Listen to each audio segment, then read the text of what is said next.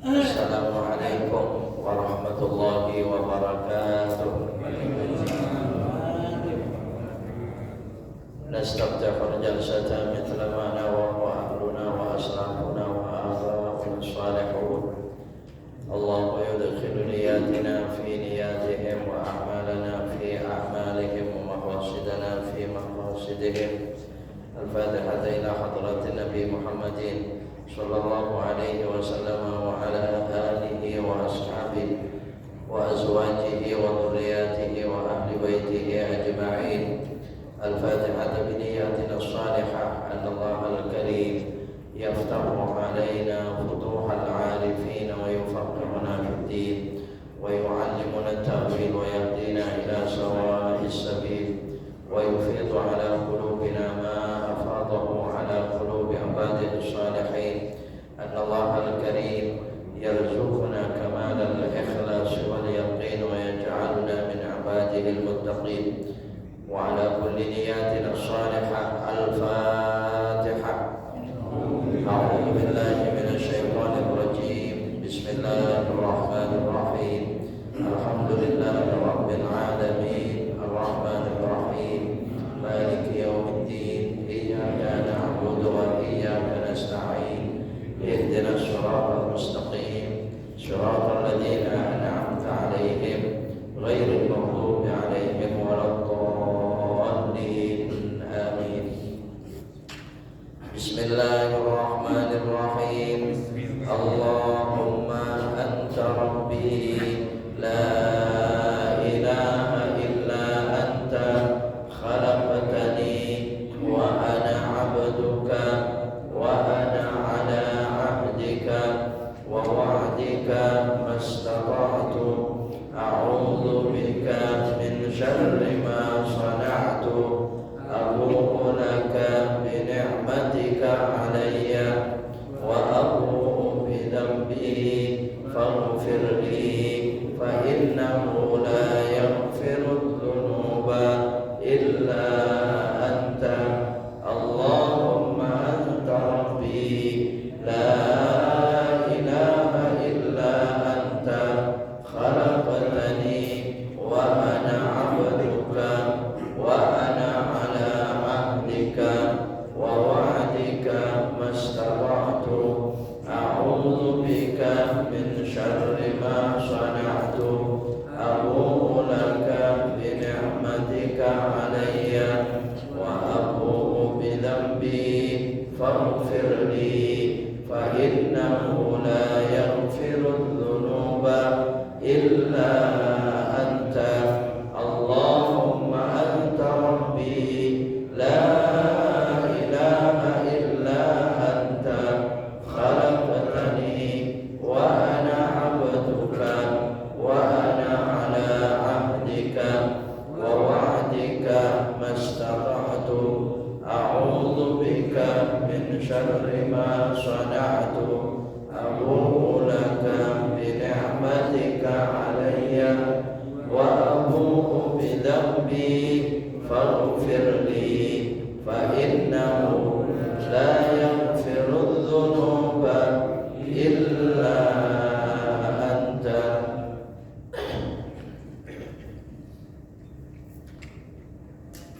Bismillahirrahmanirrahim. Alhamdulillahi rabbil alamin.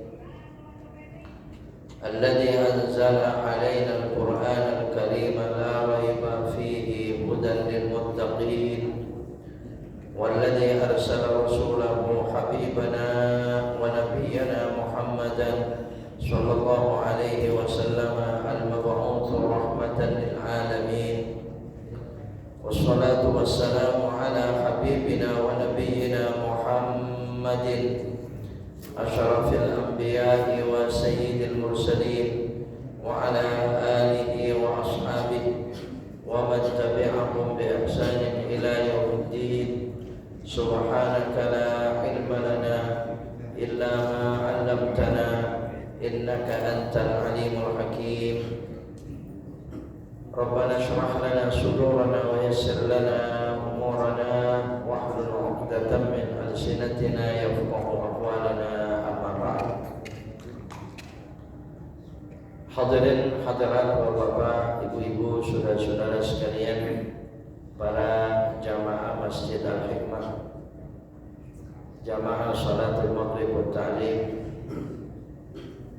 wabil khusus segenap takmir dan pengurus Masjid Al-Hikmah, para alim ulama, para asatidzah, segenap tokoh masyarakat dan sepuh masyarakat sekitarnya, wabil khusus yang ikut hadir bersama-sama, bapak-bapak, saudara-saudara sekalian, kaum muslimin dan muslimat rahimakumullah, semua yang hadir pada malam hari ini di tempat yang mulia ini, di waktu yang mulia pula. Insyaallah kita semua hamba-hamba Allah yang senantiasa dimuliakan oleh Allah Subhanahu wa taala. Amin, Allahumma amin. Terlebih dahulu tentunya kita bersyukur kepada Allah Subhanahu wa taala atas rahmat nikmatnya.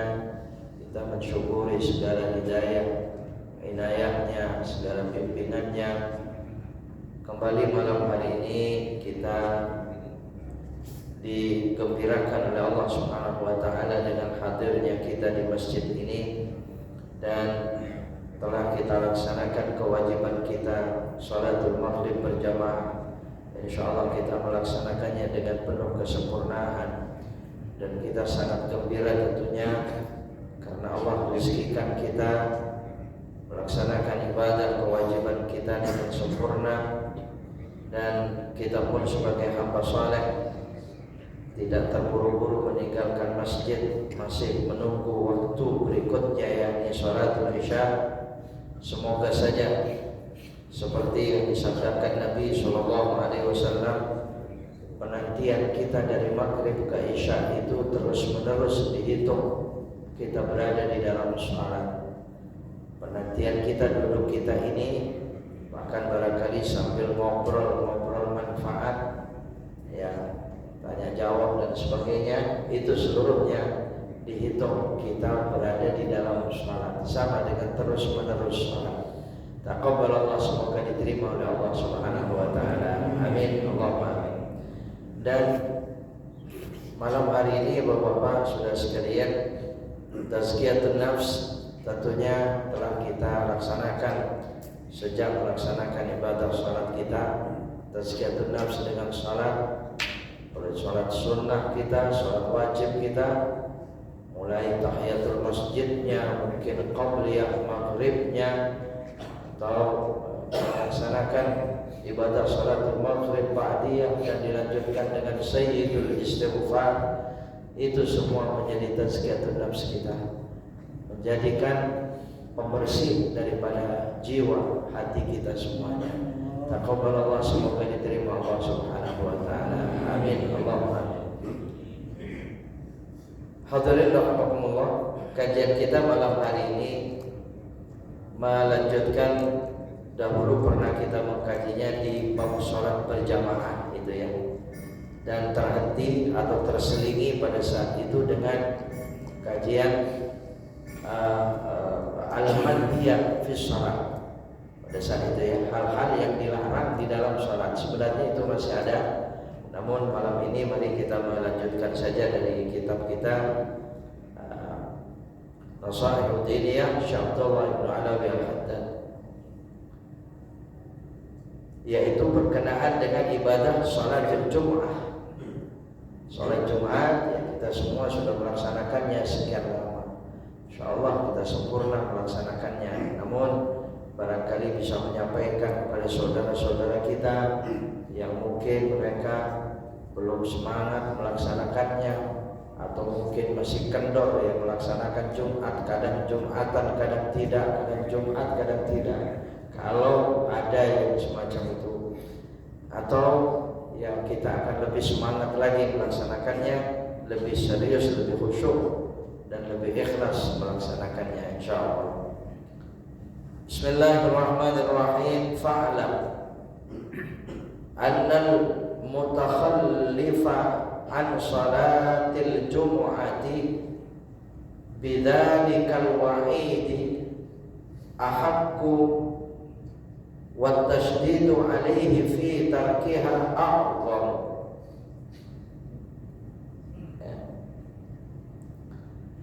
ketahuilah bahwasanya orang atau siapa saja ya, watahaqqaq annal mutakhallifa an salatil jumu'ati, sesungguhnya orang yang tidak melaksanakan salat Jumat, yaitu ketahuilah bahwa itu nyata dan jelas, bidzalikal wa'id, dengan adanya ancaman-ancaman siksa, ancaman-ancaman sanksi, baik dunia apalagi akhiratnya. Ya, wa tasdidu alaihi fi tarkiha Allah. Kalau memang jelas meninggalkannya, ya kadang-kadang meninggalkan Jumat itu permasalahannya uzurnya lebih banyak daripada sholat-sholat yang lain. Ya, uzur syar'inya itu lebih banyak, bisa lebih banyak meninggalkan sholat Jumat itu dibolakkan oleh hukum syariat agama itu lebih banyak daripada sholat-sholat yang lain. Li'annaha fardu ainin bil ijma'i, karena sholat Jumat itu memang betul-betul fardu ain dengan ijma' para ulama. Tidak ada hukum yang lain. Misalnya Jumat fardu kifayah, tidak ada. Sehingga khususnya kepada al-muslimin, orang-orang yang laki-laki yang muslim. Kita laki-laki muslim ya fardu ain. Ya, kalau perempuan beda, masih boleh memilih ya antara Jumat dan Zuhur. Sekalipun jatuhnya pun juga fardu ain, ya artinya tidak berarti boleh melakukan boleh tidak melakukan sholat pada waktu itu, bukan. Tinggal pilih saja itu kalau perempuan. Kalau laki-laki tidak ada pilihannya, nggak bisa. Saya sholat Zuhur saja, nggak bisa. Tapi khususnya ini muslimin muqimin, ya orang muslim yang mukim, beda dengan muslim atau kita laki-laki yang musafir. Ya beda, musafir memang masih boleh memilih Jumat iya atau memang Zuhur. Itu pilihan, itu silakan saja, masih boleh Pak. Itu orang-orang musafir. Wa qad qala alaihi salatu wassalam, telah bersabda Nabi sallallahu alaihi wasallam, man taraka thalatha jumu'in min ghairi udhrin taba'a Allahu ala qalbih. Siapa orang yang meninggalkan 3 kali Jumat tanpa udzur, nggak ada halangan dia ninggalin Jumat sampai 3 kali, taba'a Allahu ala qalbih, maka Allah akan tutup hatinya. Allah dikunci hatinya, ya Allah. Na'udzubillah. Kalau dalam Al-Quran dikunci hatinya itu ada orang kafir, ada orang munafik. Ya berarti munafik resmi asli kalau orang itu meninggalkan sholat Jumat sampai 3 kali tanpa udzur. So ya berat. Yang dimaksud dengan tadi al-wa'id, ancaman-ancaman itu. Ya kalau 3 kali saja semacam itu ancamannya, apalagi lebih. Ya.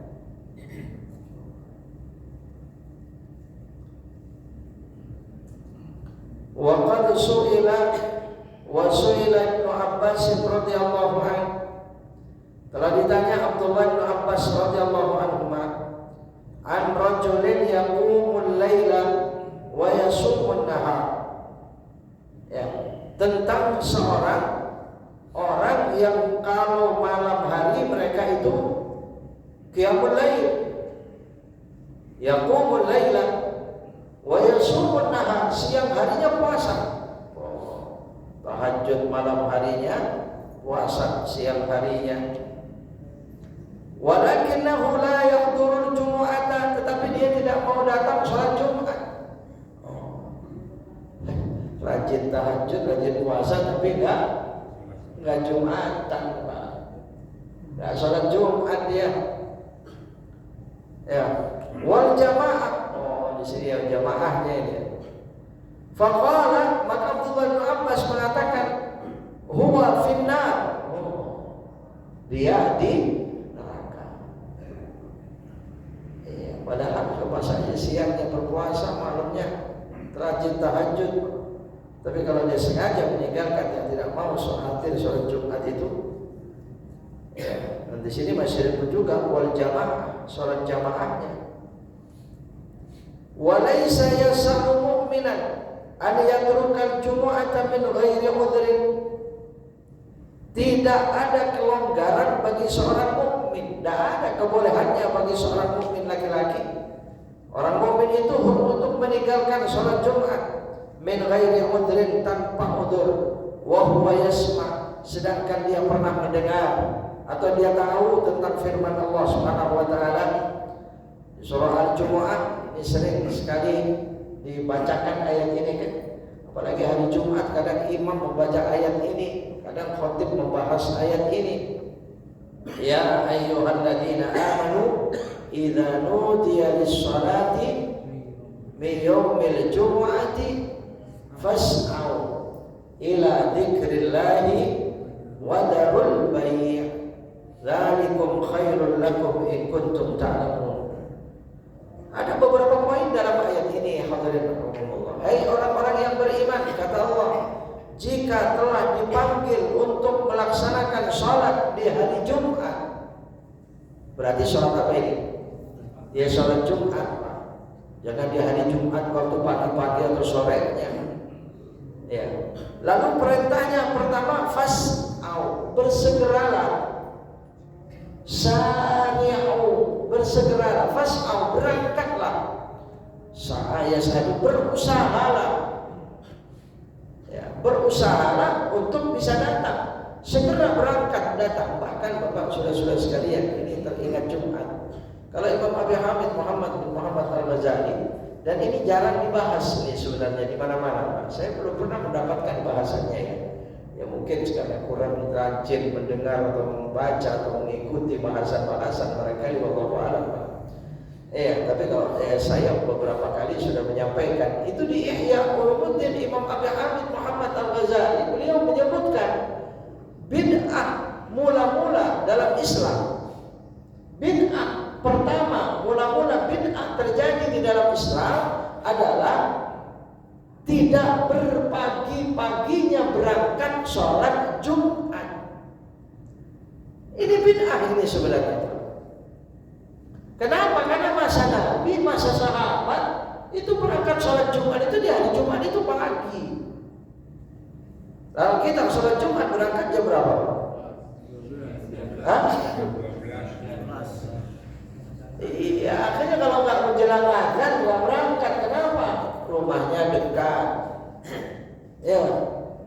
Kemudian tahu jadwal muadzinnya siapa? Oh, tahu saya muadzinnya si Anu itu. Panjang dia azannya. Oh, gara-gara panjang azan aja nggak mau berangkat. Ya Allah ya. Saya tahu di masjid itu kan azannya 2 kali. Mana panjang-panjang lagi azannya, mantap dulu dah. Ya Allah, tidak berpagi-pagi berangkat saja.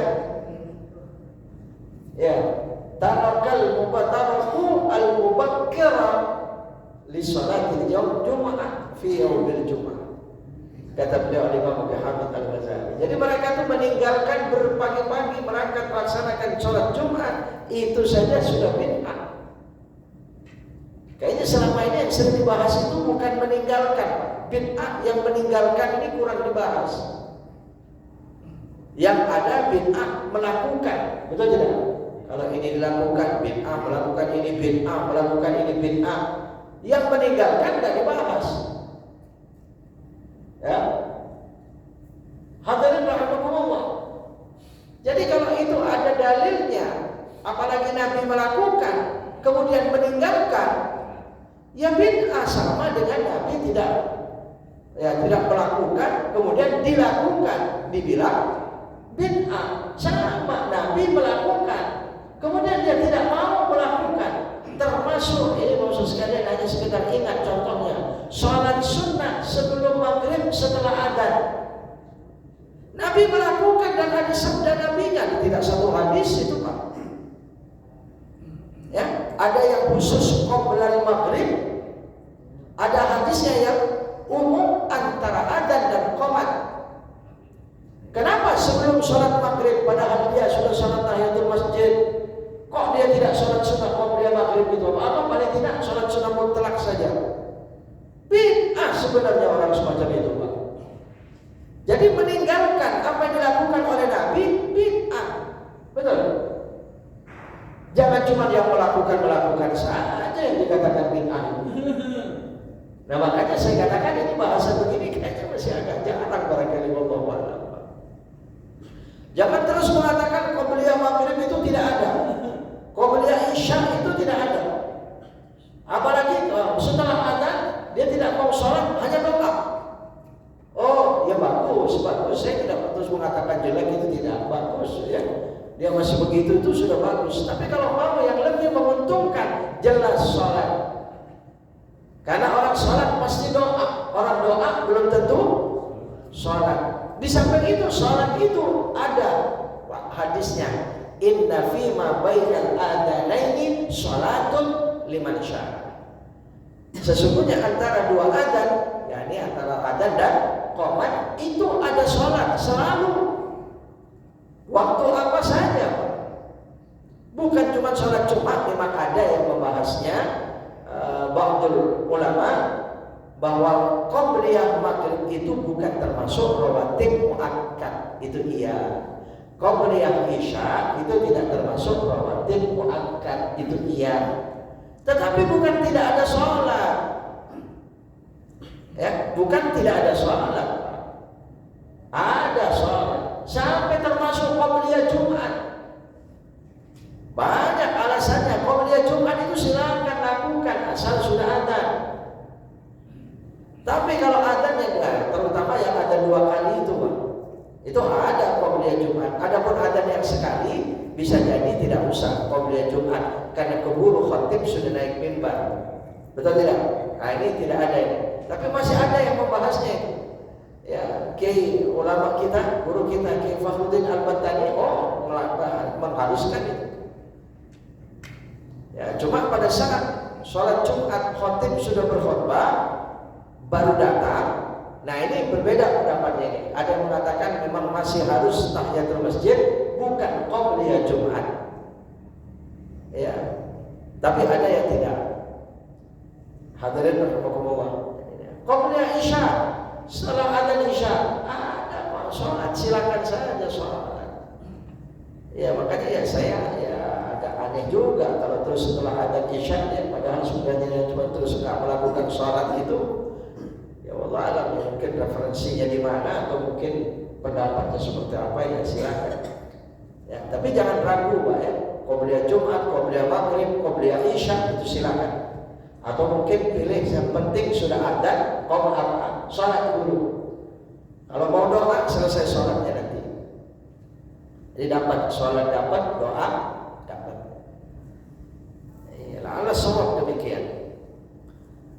Ya, ini ayatnya dalam Al-Quran. Idza nudiya lis-sholati bi yaumil jumu'ah. Kalau sudah dipanggil untuk melaksanakan sholat Jumat, fas'au, bersegeralah, berangkatlah, usahalah ila dzikrillah, untuk mengingat Allah, yakni berangkat sholat Jumat di sini. Bahkan ada larangan, Pak. Wadarul baik, tinggalkan. Iya, baik itu banyak pengartiannya, jual beli, perdagangan. Maksudnya ini perniagaan apapun, tugas apapun, tinggalkan dulu, tinggal dulu, Pak. Ya, memang kadang-kadang orang kalau berpikir secara materi dunia, Pak, ya memang kayak rugi. Ya mungkin bukan kayak rugi, memang rugi barangkali ya. Di pasar misalnya atau sedang buka tokonya, kemudian Jumat dia berpikir kalau ditinggal 1 jam berapa banyak para pembeli yang hilang. Betul? Iya, kalau sedikit belanjanya, kalau dia banyak pindah ke toko orang. Nah ini kalau berpikir tentang keuntungan dunia. Tapi Bapak saudara-saudara sekalian rahimakumullah, itu disebut oleh Nabi manfaatun lisil'ah manhaqatun lil barakah. Ya, jadi kalau pada saat hari Jumat dia tidak Jumat, kemudian dia tetap saja dia membuka tokonya itu, maka rezeki yang didapat mungkin besar, banyak, tetapi barokahnya hilang. Pasti itu. Mamhaqah itu artinya menghapus, keberkahannya hilang. Ya buat apa rezeki yang didapat?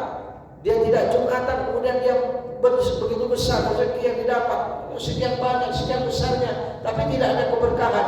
Tunggu saatnya dia akan dibinasakan oleh rezeki yang didapat pada saat sholat Jumat itu. Dia akan dibinasakan. Untuk apa?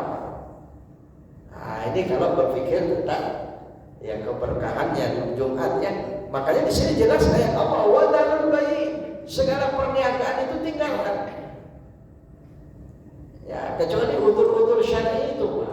Ya misalnya hujan, Pak, memang nggak bisa kalau pergi basah, masih pilih sholat zuhur di rumah, atau mungkin banjir, atau mungkin lewat perginya nggak bisa. Tapi kalau cuma hujannya nggak terlalu besar, kan ada payungnya besar juga, nggak basah itu, Pak. Cuman kadang-kadang ya karena itu menjadikan utuh hujan itu, akhirnya dia mengatakan kalau hujan Jumatan kan boleh zuhur, gitu kan ya. Padahal sebenarnya cuma masa aja ya, cuma berat aja karena hujan itu, Pak ya. Nah ini di sini dituntut ya kejujurannya oleh Allah Subhanahu Wa Taala, dituntut pada saat itu dia bisa atau tidak, mampu atau tidak. Kemudian poin berikutnya dalam ayat ini, dzalikum khairul lakum in kuntum ta'lamun. Yang demikian itu lebih baik bagi kalian kalau kalian tahu. Kalau seandainya kita tahu itu berangkat ke masjid sholat Jumat, itu khairul lakum, lebih baik bagi kalian dari segala apapun yang dianggapnya nikmat, yang dianggapnya menguntungkan. Bagaimana kalau Allah yang mengatakan dzalikum khairul lakum in kuntum ta'lamun, jika kalian tahu? Artinya in kuntum ta'lamun ini barangkali kita bisa menjelaskannya, Pak. In kuntum ta'lamun itu kalau kita bisa melihat kasat mata, ya, dengan hadiah yang diberikan oleh Allah dengan berangkatnya kita ke masjid sholat Jumat. Oh, ya, dia tidak akan meninggalkan sholat Jumat itu dengan kepentingan seperti apapun yang terjadi yang ada pada dia. Dia pasti berangkat itu. In kuntum ta'lamun. Ini dalam ayat ini, makanya dikatakan tadi tidak ada kelonggaran bagi seorang mukmin untuk meninggalkan sholat Jumat sementara dia tahu tentang ayat ini, atau seorang mukmin yang mengerti sebenarnya kewajiban sholat Jumat itu. Insya Allah masih. Ya.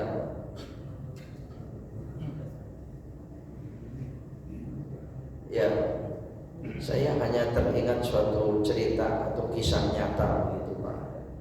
Ya, hanya teringat tiba-tiba ya. Jadi orang meninggalkan Jumat itu memang ya Allah, kalau bukan karena udzur jangan main-main. Ya, bisa jadi ditampakkan ya di dunia oleh Allah Subhanahu Wa Taala. Mungkin kalau Allah sayang kepada dia dengan dosanya. Kisah nyata itu ada seorang, ini kita menceritakan keburukan seseorang itu kalau iktibar mengambil suatu nasihat dari cerita-cerita dimanapun yang kita dengar, yang kita baca, itu semua seperti itu. Ada yang menceritakan kebaikannya, ada yang menceritakan keburukannya. Termasuk di dalam Al-Quran Allah menceritakan keburukan banyak orang. Jalut, ada Fir'aun, ada Namrud dan seterusnya ya. Oleh Allah diceritakan tentang keburukannya, tapi di balik itu nasihat. Ada nasihat, ada i'tibar, ada mau'izah. Nah, ini ada suatu kisah nyata itu. Orang ini ya ahli ibadah, sholat, seorang mukmin sholat ya. Tetapi dia sangat sepele dengan perintah Jumat itu. Ya. Pada saat sakit terakhir atau sakit kematiannya, itu pada saat sakaratil maut, orang ini ditinggal oleh keluarganya. Jadi begitu sakaratul maut, ini koma sakaratul maut itu keluarganya semuanya nggak bisa di sampingnya, padahal dia meninggalnya di rumah, tidak ada yang kuat, ya, menyaksikan dia sakaratul mautnya itu nggak bisa. Kenapa? Karena serem,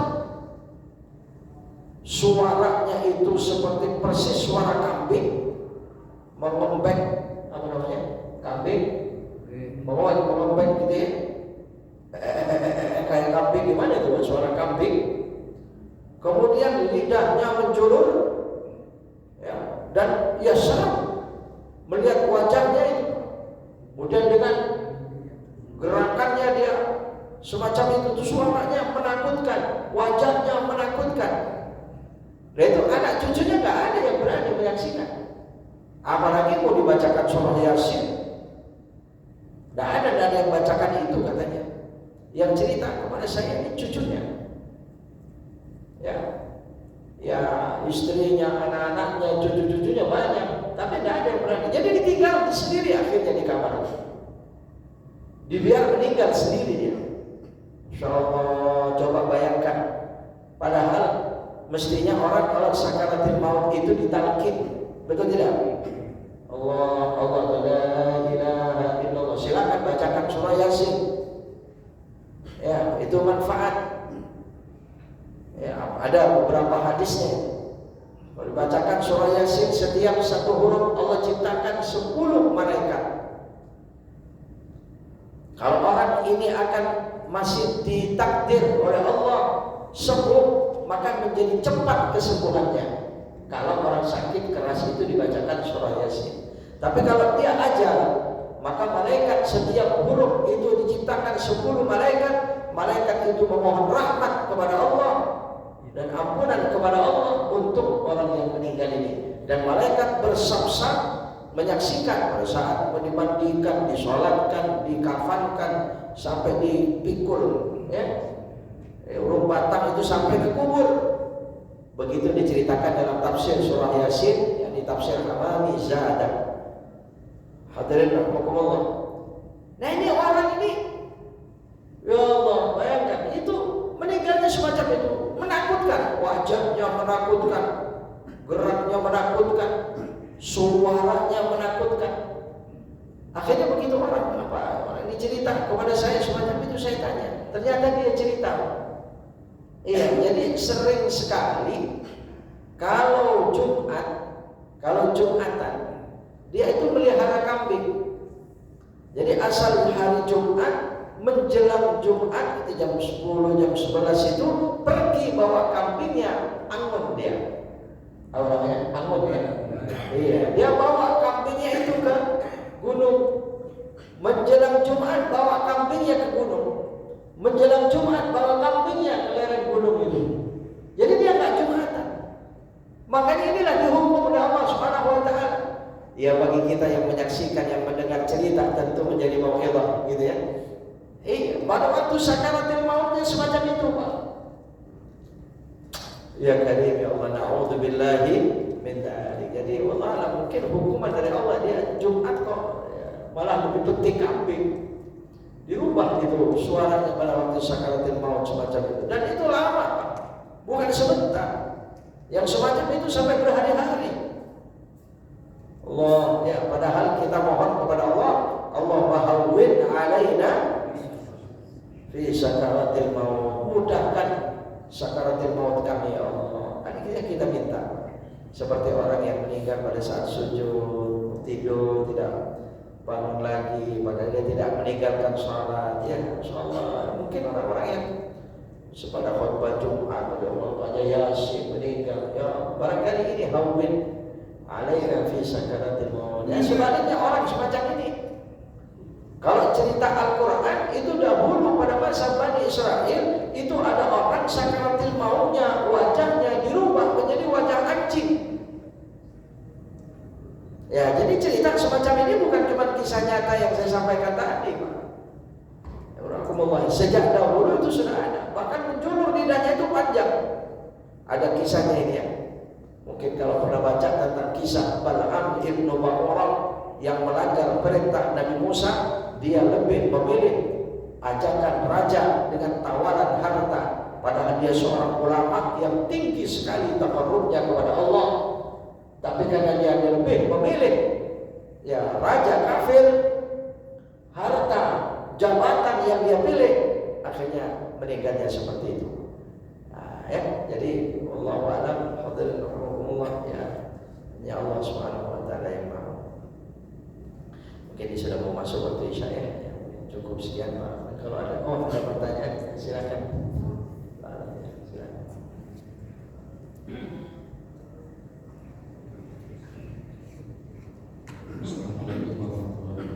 Waalaikumsalam warahmatullahi wabarakatuh. Terkait dengan sholat Jumat. Sholat Jumat itu kalau nggak salah ada yang mengatakan bahwa minimal 40 orang ya. Syahnya sholat Jumat, mengadakan sholat Jumat minimal 40 jamaah orang. Nah, maka Supaya syarat sah. syarat ya, syarat sahnya ya. Jumlah jamaahnya. Iya. Ya. Nah, apakah 40 orang itu warga penduduk asli atau pendatang? Iya. Ya, contohnya di sekitar sini ada di Masjid Al-Madinah. Iya. Di Masjid Al-Madinah itu awalnya seperti itu karena dia masjidnya kan ada di tengah komplek mall dan pemukiman yang itu. Nah, awalnya sholat Jumat itu biasa, tapi ternyata begitu dicari tahu, coba saya pengen tahu katanya jamaah yang asli penduduk ada nggak 40 orang? Udah 3 kali minggu, ternyata nggak memenuhi. Akhirnya setelah itu habis sholat Jumat, sholat dulu. Ya, memang dibahas demikian dalam kitab yang ada Talibin, di antaranya itu ya, Al-Baijuni itu membahasnya bahwa sholat Jumat itu kalau Asy-Syafi'i, ya, Imam Syafi'i dan Asy-Syafi'iyah itu 40 orang. Tapi imam-imam lain masih ada yang masih, Imam Abu Hanifah itu 17 orang masih bisa. 13 orang masih sah. Ya malah ada lagi yang penting dilaksanakan sholat dengan cara berjamaah, jangan sendirian. Jadi pendapatnya beberapa ya. Jadi kalau dia mengikuti mazhab Syafi'i, ya jelas kalau kurang dari 40 orang jadi sholat zuhur. Dan 40 orang ini mukimina, semua mukim itu dari penduduk asli di situ gitu ya. Nah sekarang definisi mukim, sekarang Jumat banyak di kantor-kantor, betul, gitu kan? Iya, ini banyak pertanyaan ini. Jadi kantor-kantor itu sekarang banyak Jumatan. Ya, karyawannya itu banyak dari Bekasi, dari Bogor, dari jauh-jauh, dari Ciawi, naik kereta mereka tiap hari. Betul. Iya, atau mungkin memang mereka bekerja seminggu pulang, seminggu. Bukan mungkin di situ. Ya, apakah kalau begini selalu sholat zuhur?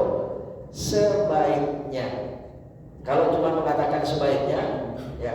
Tapi karena memang ada yang mengesahkan sebenarnya, yang penting berjamaah, mau mukim atau tidak, yang penting Jumat itu dilakukan berjamaah, itu silakan. Tapi memang sebaiknya kalau ternyata demikian, karena ada yang mensyaratkan mukim daripada semua itu 13 orang atau mungkin 17 orang atau 40 itu, ya sebaiknya setelah zuhur itu, setelah Jumat sholat zuhur. Akhirnya merasa sempurna kita. Kenapa? Kok nggak sholat zuhur saja, kok pakai Jumat? Kalau begitu, ya nggak bisa, masih diwajibkan sholat Jumatnya. Iya kan? Begitu Pak. Bahkan sampai dibahasnya kalau Jumat itu masjidnya berdekatan, dekat ini Pak. Kemudian ya mungkin salah satunya itu ada yang tidak sampai 40 orang tadi kan, namanya dekat gitu. Maka dianjurkan itu sebenarnya sholat zuhur itu i'adah. Makanya i'adah sholat zuhur, mengulang dengan sholat zuhur itu ada beberapa sebabnya. Sholat Jumat itu kalau melihat khotib mungkin kurang sempurna rukun khutbahnya, ya mungkin ada sesuatu tertentu, orang yang datangnya masbuk, nggak ikut khutbah sama sekali, dia datang langsung sholat Jumat, itu sebaiknya sholat zuhur dia. Habis sholat Jumat, ya zuhur dia. Ada beberapa sebabnya untuk i'adah sholat zuhur itu. Ya, Jadi kalau di kantor-kantor misalnya semua itu tidak ada yang mukimin di situ, misalnya ingin melaksanakan sholat Jumat, masih boleh. Ada yang kata nggak sholat duhur setelah sholat Jumat, masih dikatakan ya cukup Pak. Artinya dia sudah menggugurkan kewajiban sholat duhur dan sholat Jumatnya di hari Jumat itu. Tapi kalau mau sempurna atau mungkin yang utamanya, silakan sholat duhur. Jadi bukan wajib gitu ya. Kalau wajib itu mungkin ya itu tadi Imam Syafi'i yang tidak 40 itu. Jadi mungkin itu mereka ya mengatakannya semacam itu ya menjadi wajib bagi dia. Jadi itu tidak sama. Tidak jumhur ulama mewajibkan. Ya. Cuma tetap lebih baik kalau meragukan semacam itu.